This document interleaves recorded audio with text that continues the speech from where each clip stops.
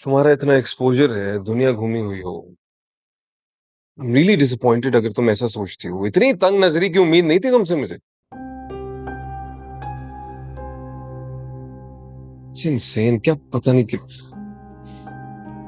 बाद में बात करते हैं, अभी मामू बुला रहे हैं।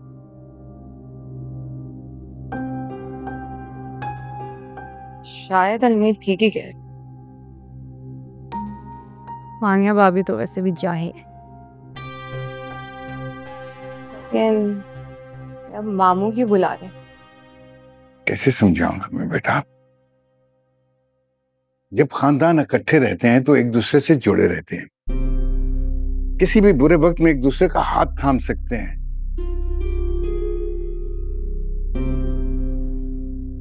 अकेला बंदा तन्हा मुकाबला नहीं कर सकता कुछ चीजों का।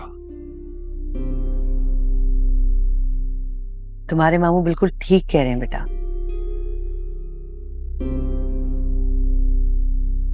जो बंद मुट्ठी की पावर है ना, वो एक अकेली उंगली में नहीं हो सकती।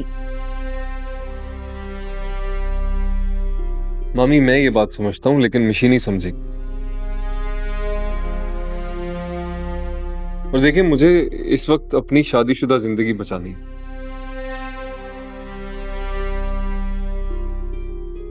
मिशी किसी सूरत तैयार नहीं है यहाँ रुकने के लिए। उसको प्रॉब्लम क्या है यहाँ रहने से? इस घर का माहौल मामू। उसने कभी ऐसा माहौल नहीं देखा। भैया की पाबंदियां और ये सख्ती, इससे घुटन होती है उसको। बिला वजह की रोक टोक उससे बर्दाश्त नहीं है। अब बेटा, ये तो तुम गलत बात कर रहे हो, बिला वजह की रोक टोक। देखो, हर घर के कुछ उसूल होते हैं। उस घर के सरबराह को उस घर को अच्छे तरीके से चलाने के लिए, मुनज़्ज़म तरीके से चलाने के लिए कुछ उसूल लागू करने पड़ते हैं। और कभी बहुत मोहब्बत से इस घर को चला रहा है, बहुत मोहब्बत से। अलमीर, देखो मेरी बात सुनो। तुम वानिया के मिजाज को बहुत अच्छी तरह से जानते हो, और वो यही डंडोरा पीटती रहती है मुझसे कि मुझे अलग घर चाहिए, मुझे अलग घर चाहिए, लेकिन मैं उसकी बात नहीं मानता।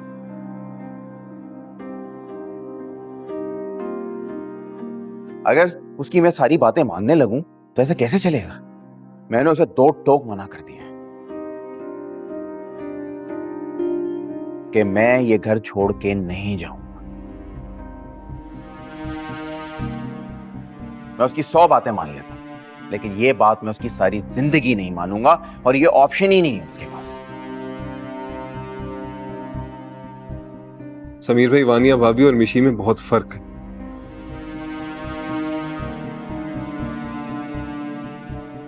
मिशी टूटे हुए घर से सारी जिंदगी हॉस्टल्स में रही है।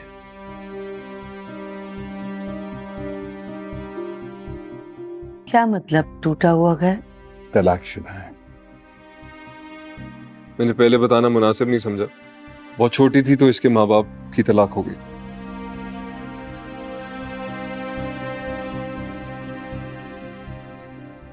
तुम्हें इतनी वजाहतें देने की ना जरूरत नहीं है।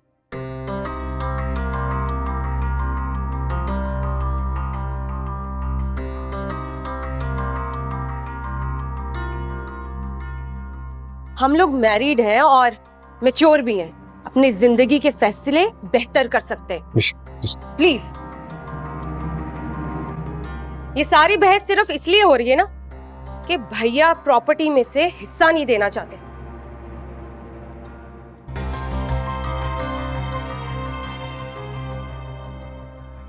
नो वरीज, मैं अलमीर को लेके यूएस से चली जाऊंगी और मेरे मॉम डैड हम दोनों को सपोर्ट कर लेंगे। किसी को कहीं जाने की जरूरत नहीं है।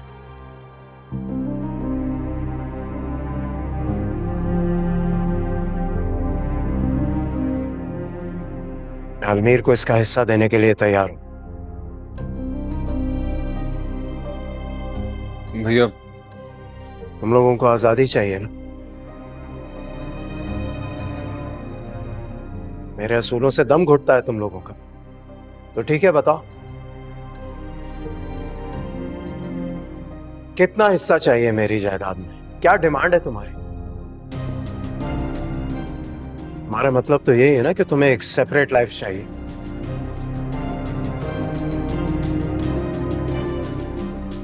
भैया ये मतलब नहीं था मेरा। तो बताओ, बताओ क्या चाहिए?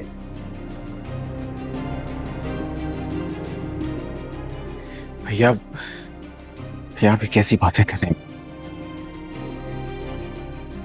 ये सब कुछ जो है ये हमारे वालिद साहब हमारे लिए विरसे में नहीं छोड़ के गए। ये आपने अपनी मेहनत से, अपनी लगन से हमारे लिए बनाया है। भैया इस पे हमारा कोई हक नहीं है। ये सब कुछ आपका है अलमीर, ये सब कुछ भैया का है, हमारा नहीं है। समीर ठीक कह रहा है बेटा, ये सारी प्रॉपर्टी तुम्हारी है, तो इसको कौन सा हिस्सा दोगे? प्रॉपर्टी बेशक भैया के नाम है, लेकिन उसे बनाने में सब भाइयों ने मेहनत की है और वो जिसे चाहे मालिक बना सकते हैं। तुम हद से बढ़ रही हो अब। ये हमारा आपस का मामला है, आप बीच में ना ही बोले तो अच्छा है। Oh, you shut up!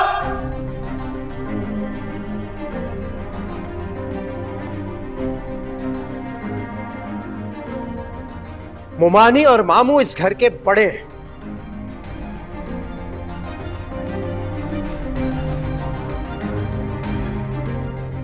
आइंदा इस लहजे में इन दोनों से बात करने की हिम्मत मत करना। फिर आप साफ साफ बता दें कि आप हमें हमारा हक देंगे कि नहीं। दूंगा, जरूर दूंगा, लेकिन तुम्हारी बनाई हुई रिवायत की कभी इब्तिदा नहीं होने दूंगा इस घर में। ऐसा नहीं हो सकता कि जब जिसका दिल चाहे घर की डिमांड करे, घर ले और यहां से चला जाए। अच्छा, तो फिर क्या देंगे आप? मैं अलमीर को अलग से ऑफिस खोल कर दूंगा।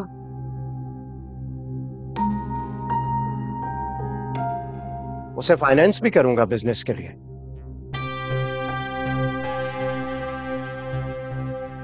फिर वो वहां मेहनत करे, कमाए, जैसा घर लेना चाहता है वैसा अपना घर ले और जाए। बट कबीर बेटा, ये आज नहीं मामू, बात करने दे मुझे इससे। बताओ अलमीर, मंजूर है तुम्हें?